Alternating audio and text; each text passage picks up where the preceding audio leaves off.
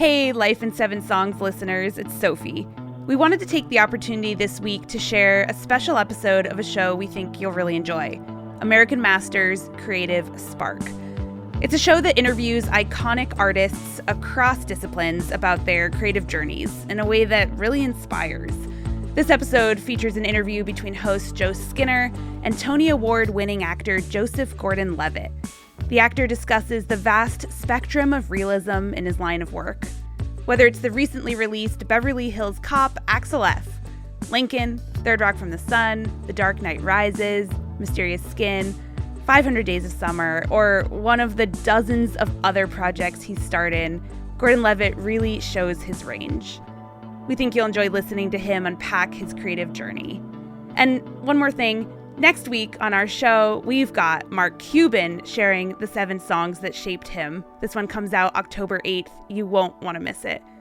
So without further ado, here's American Masters Creative Spark. Can you imagine working at the same job since you were basically in kindergarten? I've been doing this so long, right? I'm 43 years old. I started working professionally when I was 6.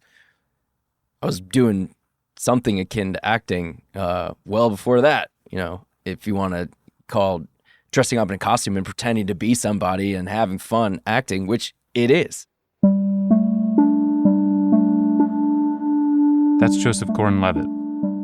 Before you saw him in The Dark Knight Rises, or Inception, or 10 Things I Hate About You, Joseph Gordon-Levitt was selling toaster pastries on a national broadcast by the age of 10.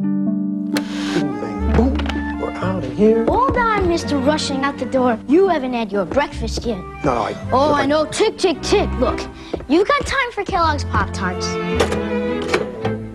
That's my boy. Now you're cooking. At 13 years old, Joey Gordon-Levitt was starring opposite Christopher Lloyd and Danny Glover in Angels in the Outfield. Dad, when are we gonna be a family again? A boy searching for a future. I'd say when the Angels win the pennant. God, if there is a God, maybe you could help him win a little. I'm Joe Skinner. This is American Masters Creative Spark. In each episode, we have a guest on to break down their creative process and inspiration behind a single work of art. But we're cheating a little bit this week. I interviewed Joseph Gordon-Levitt about more than just one movie. Yes, he does have a new one out, Beverly Hills Cop, Axel F.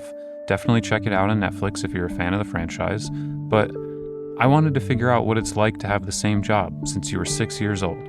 Does your craft just become second nature at that point? But before we get into that, I have to share one more of my favorite moments from the younger Joey Gordon-Levitt days in the 90s. His films include A River Runs Through It, The Juror, and Angels in the Outfield. From the hit series Third Rock from the Sun, please welcome Joey Gordon-Levitt. Caulfield, the hero of this Salinger novel, hates movies, phonies, and his classmate Ernest Morrow. Joey. What is Catcher in the Rye? Right. I'm so excited. You read it. That's my favorite book. Good for you. That was 1997, and already in demand for celebrity Jeopardy. And he was just starting to reach new heights in his career with his comedic performance in Third Rock from the Sun. By age 16, Joseph Gordon-Levitt was an industry veteran. I'm a dad. One of the best parts I think about playing with kids is their lack of inhibition, willingness to just pretend that something else is happening, pretend that reality is completely something else. My daughter is almost 2. She'll just be perfectly happy to pretend to make eggs, and there are no eggs there. She doesn't care. She doesn't need convincing VFX. All you have to do is go shh, and the pretend faucet is turned on its water. That, I think, is a lot of acting, and you can just make reality whatever you want to. It's magic.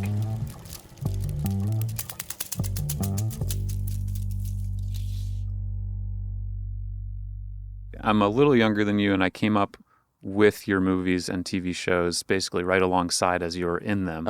And so I very much lived this sort of Joe Gordon-Levitt experience of like starting with you with Third Rock from the Sun when we were both around that age. Yeah. And then I'm like, okay, I'm in college now. Like, this movie Mysterious Skin is like so exciting to me.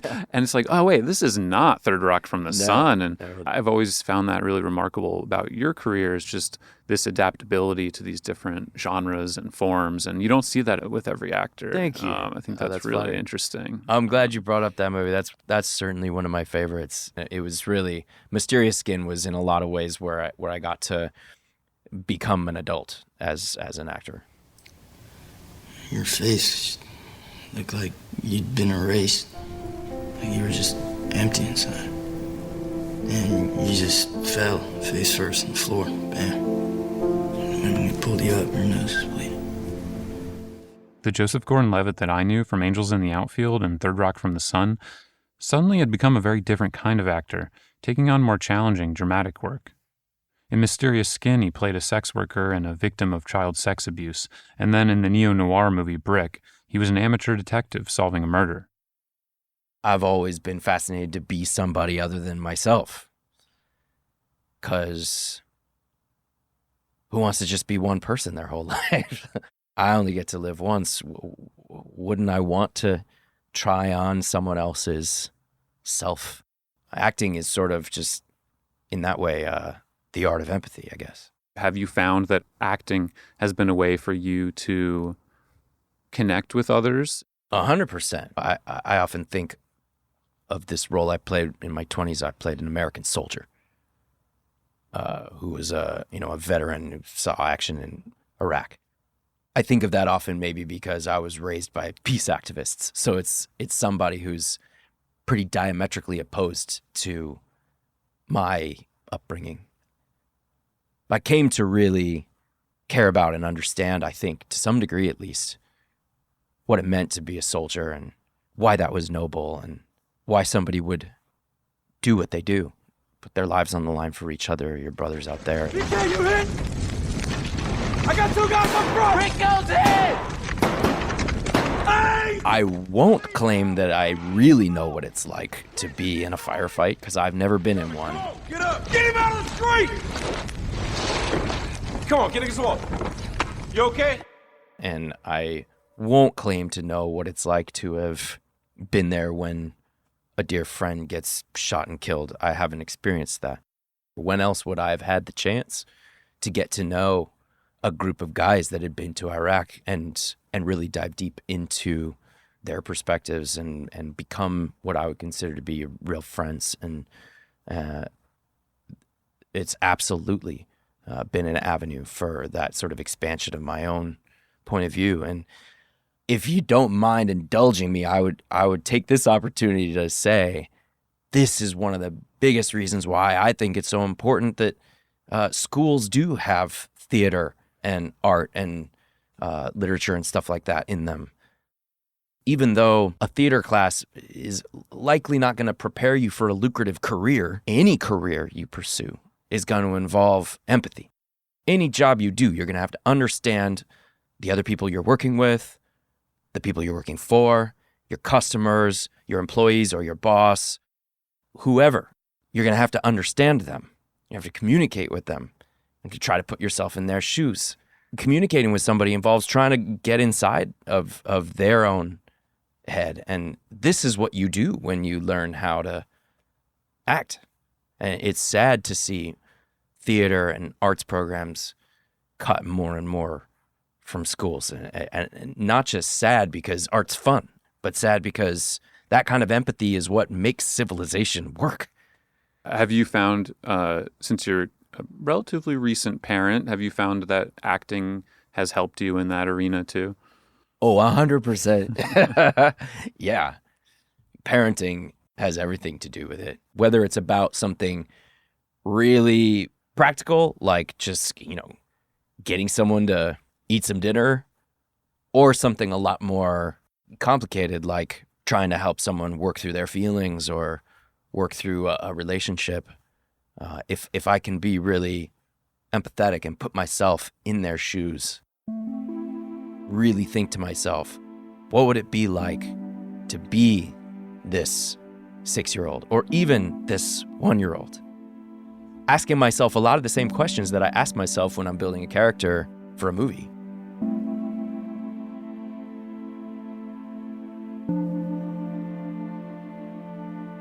I definitely am not an actor, but in film school, I did have to take some basic acting classes. One of the acting teachers who kept coming up in the literature was Uta Hagen. It was eye-opening for me to read her work. When you are spaceless, when you don't know where you are, what surrounds you, where you came from, and where you are heading, your body will tense, you will get very self-conscious, and start to arrange yourselves. It was all about understanding the given circumstances of where a character's coming from, answering questions about who, when, where, why, and how they came to be in the scene, and in the story. Much like how Joseph Gordon-Levitt describes his process, it really felt like studying the art of empathy. If you know where you're going, where you came from, what surrounds you, and how that influences your behavior, you get free. Then all the wonderful work, psychological work you do on character and on the movement of the scene can take place, otherwise it can't.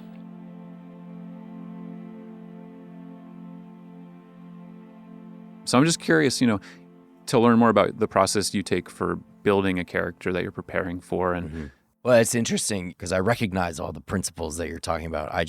I wouldn't be able to attribute it to her because I never studied formally in that way.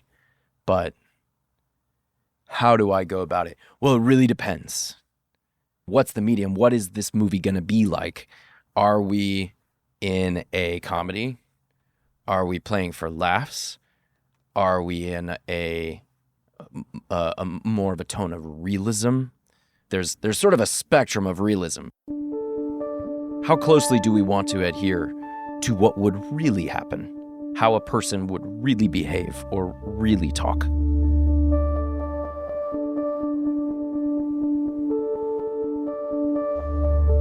On the Lookout, I was playing a character who'd suffered a moderate traumatic brain injury.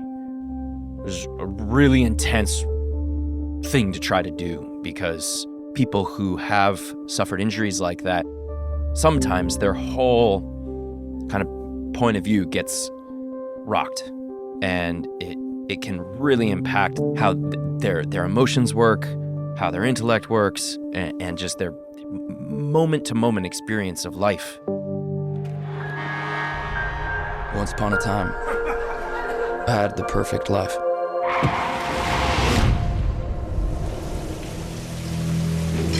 Now I have to write everything down just to make it through the day. I dove into it as hard as I could and got to know people who had suffered a variety of different injuries and read all about it and spent a lot of time focusing on getting to a place where I felt like I could be real, like I could realistically feel at least something approximating what this character would be feeling. Any problems this week? Nope. Crying? Raging? Nope. Taking your meds? What I maybe didn't understand enough was we weren't making a total drama. We were actually making a bank heist movie. A bank heist movie that was centered around a character with a moderate traumatic brain injury. So it needed to find that balance. It needed to have that dramatic realism.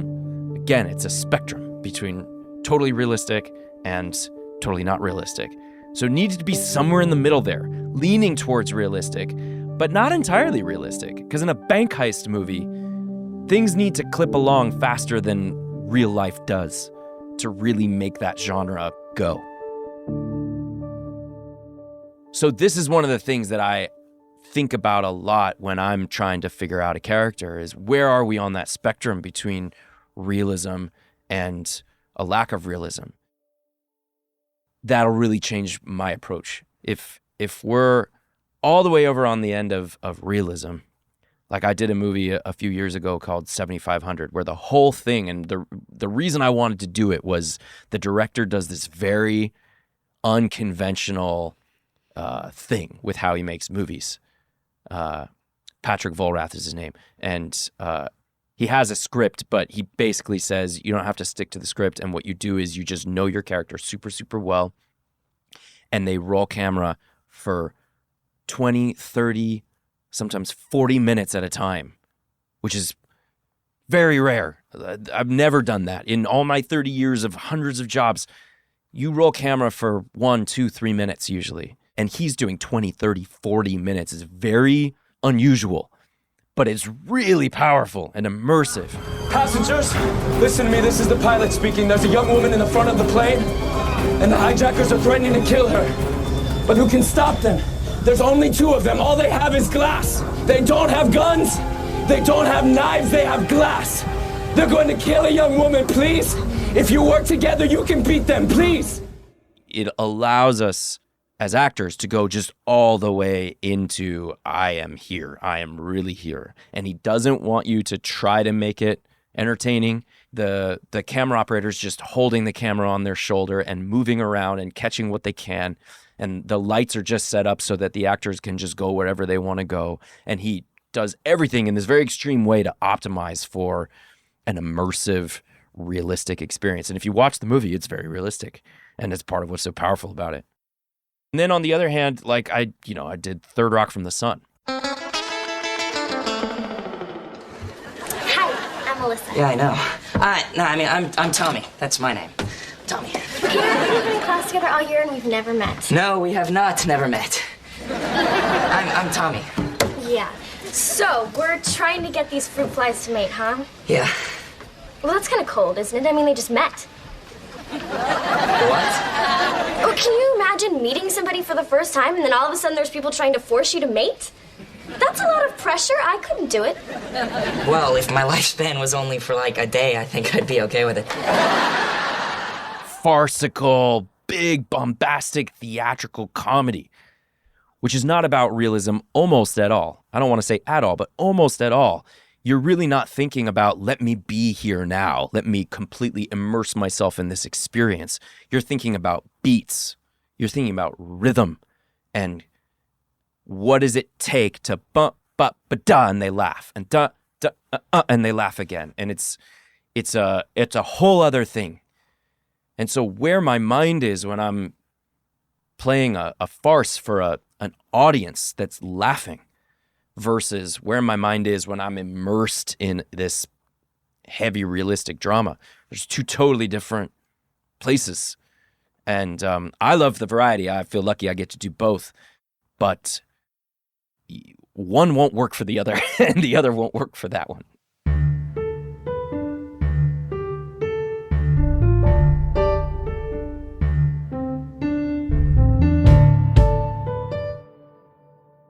In professional baseball, most teams have a highly valued utility player, somebody who can play multiple positions on the field. If you play any fantasy sports, you're probably familiar with this idea. Joseph Gordon-Levitt's like a utility player for film, Swiss Army knife, a chameleon, whatever you want to call it. He can navigate the different acting approaches needed for different genres. It's a mindset that doesn't seem to treat any one theory or process as dogma, which is in contrast to an industry where there seems to be an endless fixation around method acting. Do you think people misunderstand the use and the purpose of method acting? I think that there's a sort of idea around method acting that it's crazy and that we're crazy. Now, while he's out doing this, are you getting ready for the role? Yeah, my own quiet way, yeah. What's your own quiet way? I spend many months in listless rumination. How did you put it, going method? It's really just a way to stay incredibly focused and committed and concentrated. It's a way to kind of shut everything else out and to prioritize what's important. That's really another way to describe going method. More recently, so much ink was spilled around the alleged conflict in acting styles in HBO's Succession between actors Brian Cox and Jeremy Strong. Brian Cox says he's concerned his Succession co-star Jeremy Strong is going to burn himself out due to his intense method acting approach. You're dealing with all this material every day. You can't live in it. Eventually you get worn out. Cox brought up another brilliant actor to make his point. Like, to me, Dan Day-Lewis got worn out at 55. He decided to retire because you couldn't go on doing that every day. It was too consuming.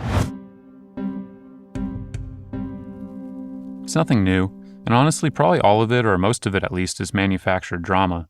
To me, a lot of our most famed method actors just seem like pretty normal people who just really care about their work.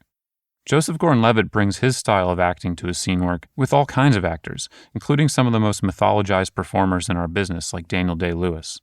I like to just be adaptable, and I don't have much of an attachment to any particular approach.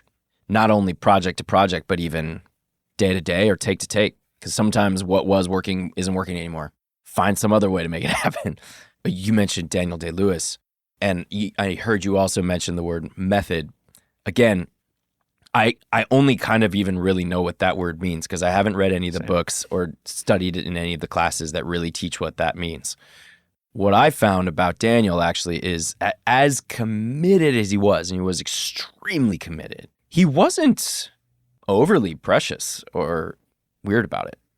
I've also experienced actors who I think take this notion of quote-unquote method and they take it to a place where now you're doing something that's more about you and less about making a great scene happen here. That kind of zealotry happens with any, I guess, sort of, it can happen with anything. People get really, really enthusiastic and want to, and just like go super far with it. I'm certainly guilty of that kind of thing. But Daniel wasn't, in my experience, overzealous with his commitment to the role. You drafted half the men in Boston. What do you think their families think about me? The only reason they don't throw things and spit on me is because you're so popular. I can't concentrate on British mercantile law. I don't care about British mercantile law. I might not even want to be a lawyer. It's a sturdy profession. And a useful one. Yes, and I want to be useful, but now, not afterwards. I ain't wearing them things, Mr. Slade. They never fit right. The missus will have you wear them. Don't think about it. You're delaying. That's your favorite tactic. Be useful. You won't tell me no, but the war will be over in a month. One time we were sitting there and waiting for them to make an adjustment, maybe the lights or something like that. And I did strike up a conversation with him. And it wasn't that I was playing his son and he was playing my father, and it wasn't so contrived as that. It's not like he needed to continue to pretend like he was Abraham Lincoln or that he refused to acknowledge that we were on a movie set. Of course not. And he was perfectly happy to talk to me, and we sat and shot the for a minute or two. I say all this to say is like sometimes he gets brought up as like, whoa, that's really extreme. Is that really necessary? And like in my experience, 100%, and no more than necessary. Joseph Gordon-Levitt holds his own opposite Daniel Day-Lewis in Lincoln. And then over on the total opposite end of the spectrum, he's able to play the straight guy against a comedy legend, Eddie Murphy, who defined a generation with his comedies like 48 Hours, Coming to America, Beverly Hills Cop. I'm really glad that in our current era of poptimism, it's possible to appreciate the tremendous craft that's in studio comedies like Beverly Hills Cop, and in the comedic rhythms and character work that Eddie Murphy brings to his movies. My big brother was a huge Eddie Murphy fan, so we would watch his stand-up, we would watch him on Saturday Night Live, we would watch his movies, whether it was Beverly Hills Cop or Trading Places or Coming to America. All these movies have like a very, very dear place in my heart. So when I got the opportunity to, be Axel Foley's new sidekick, I was like, yes, please. This sounds like a dream. For a long time, there's been a pendulum swinging back and forth when it comes to critical reception towards genre filmmaking. Dating all the way back to French critics of the French New Wave who elevated Hollywood directors like Howard Hughes, John Ford, and Alfred Hitchcock.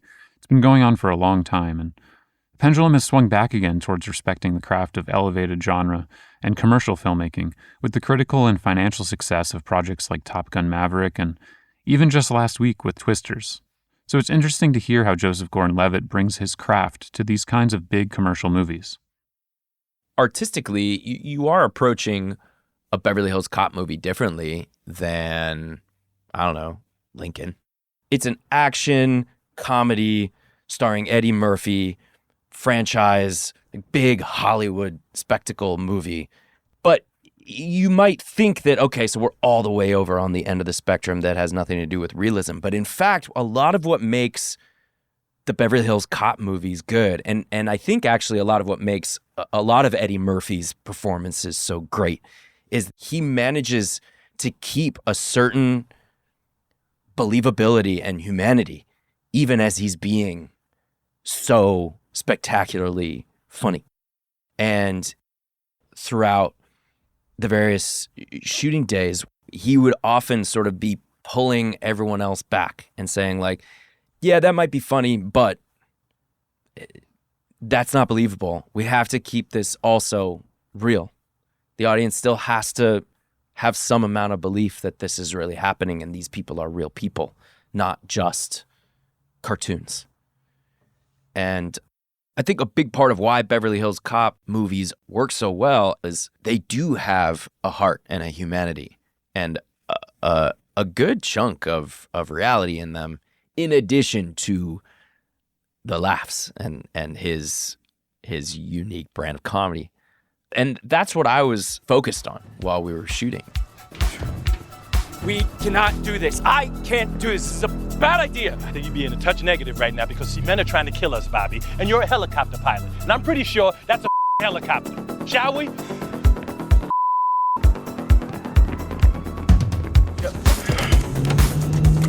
Man, this ain't Spirit Airlines. Let's go, let's go. This is supposed to be like riding a bike. You're supposed to get right in there and know how to do this. You was trained, you can do this. Get going, man, we got to go. I'm trying to concentrate. I think the comedy that I'm probably best at doing is the stuff that comes from a more grounded human place. I'm less the incredible wit who can like think of the perfect punchline.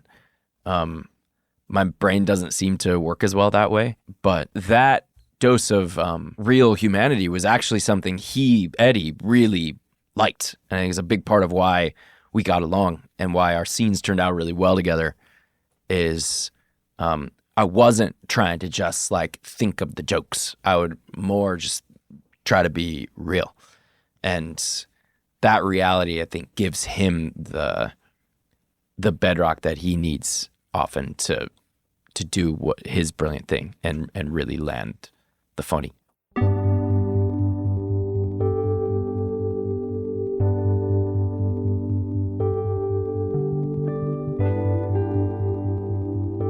After the break, we'll be back with more from Joseph Gordon-Levitt. First, on the reality of an actor being just one small element in a larger collaborative medium. But then also on the potential for storytelling to transmute our physical reality into something bigger, grander, and infinite.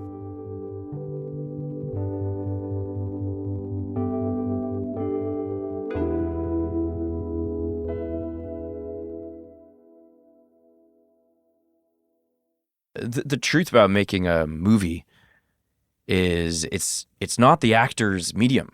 What the audience is seeing is what the director put together.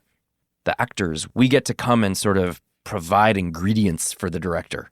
Then the director goes into post-production where they're editing and putting music and everything else. And they take the ingredients that we all sort of gathered while shooting and they make the movie that the audience sees.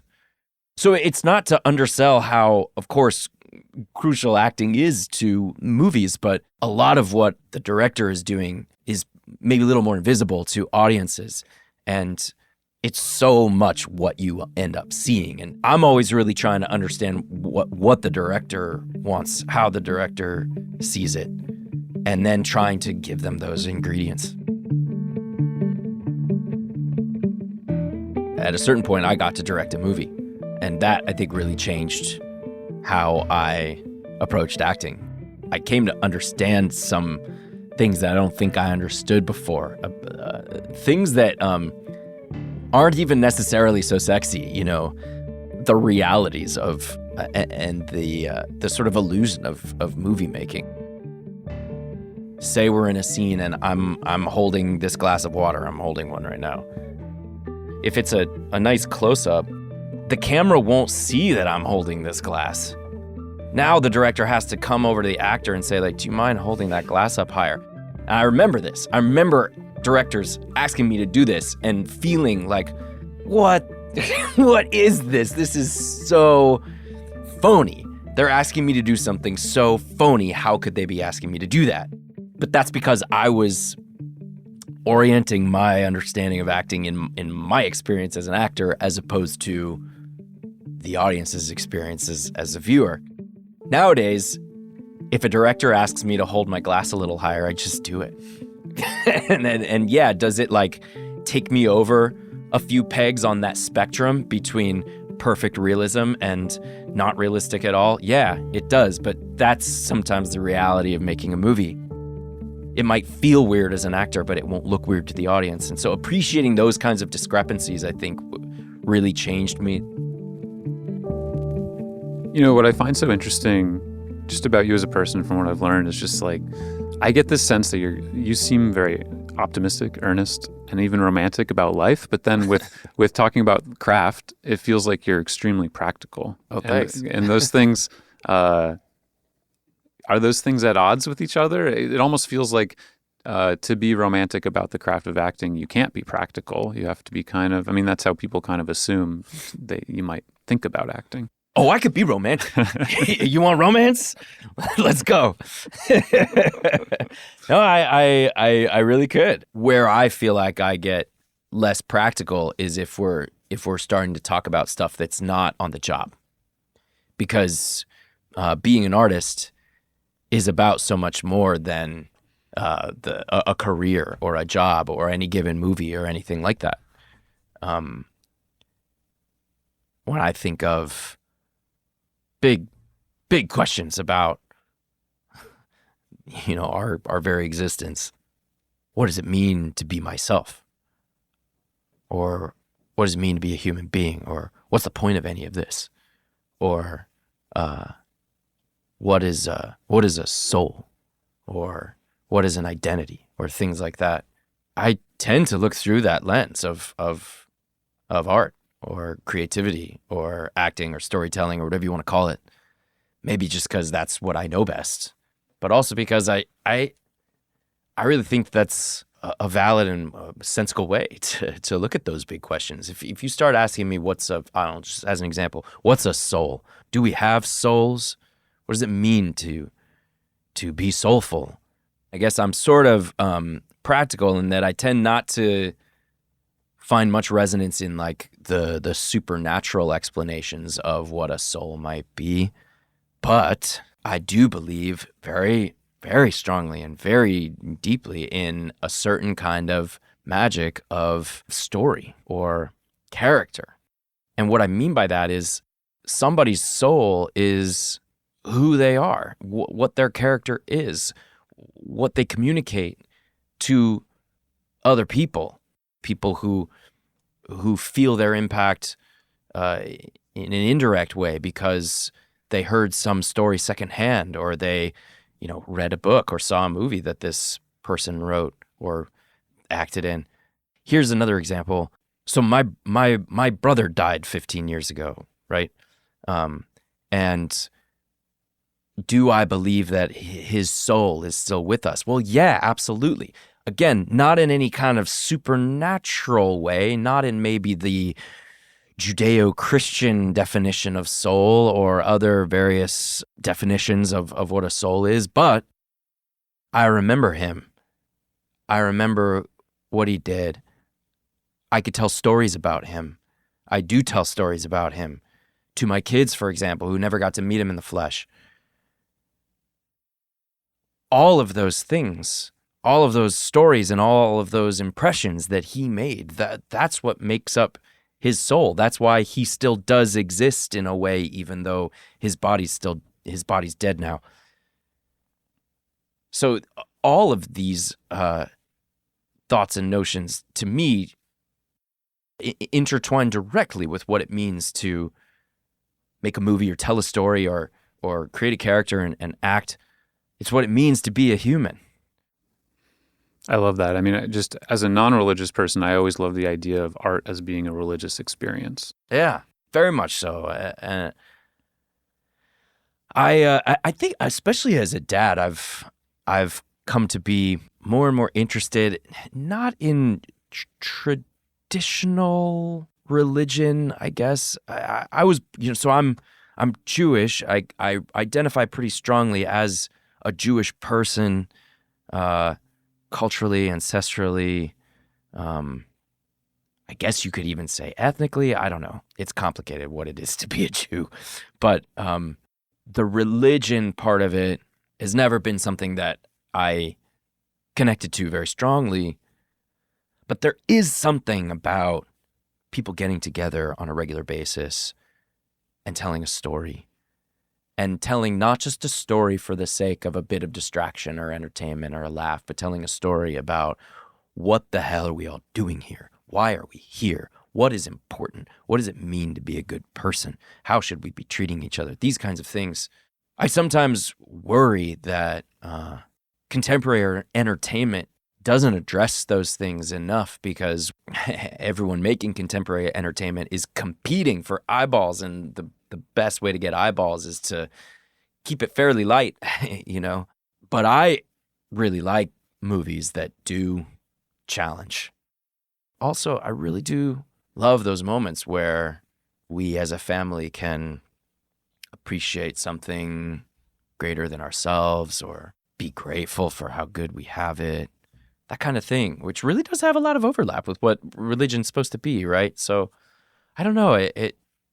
I wonder sometimes if that's one of the tasks of our generation, especially as we head into this really strange time where technology is making entertainment more and more and more and more pervasive and accessible and stimulating. And we have to figure out how we can, in this modern world and largely, I guess you could say, secular world, find those moments of sanctity for ourselves, our families, our communities that are lacking.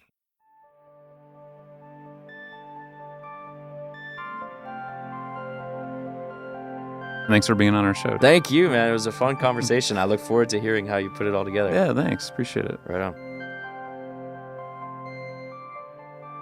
That's the show for this week. Thanks to Joseph Gordon-Levitt for taking the time to talk. You can watch him opposite Eddie Murphy now in Beverly Hills Cop, Axel F. And don't forget, you can listen to more American Masters Creative Spark wherever you get podcasts, including on the iHeart app. American Masters Creative Spark is a production of the WNET Group, media made possible by all of you. This episode was produced by me, Joe Skinner, and by artist Chariscus. Our executive producer is Michael Cantor. Original music is composed by Hannes Brown. This episode was mixed and mastered by Josh Broom. Funding for American Masters Creative Spark was provided by the Rosalind P. Walter Foundation, Taya Pechik Irvolino Foundation, the Anderson Family Fund, the Mark Haas Foundation, Sue and Edgar Wackenheim III, the Turina Endowment Fund, the Ambrose Monell Foundation, and the Kate W. Cassidy Foundation. Thanks. We'll see you in a couple weeks. Hey there, it's Sophie again. I hope you liked this episode of American Masters Creative Spark. If you're a fan, head over to their feed for new episodes every other Thursday. And make sure to keep listening to our feed. Like I said, we have Mark Cuban up next on October 8th. You won't want to miss it.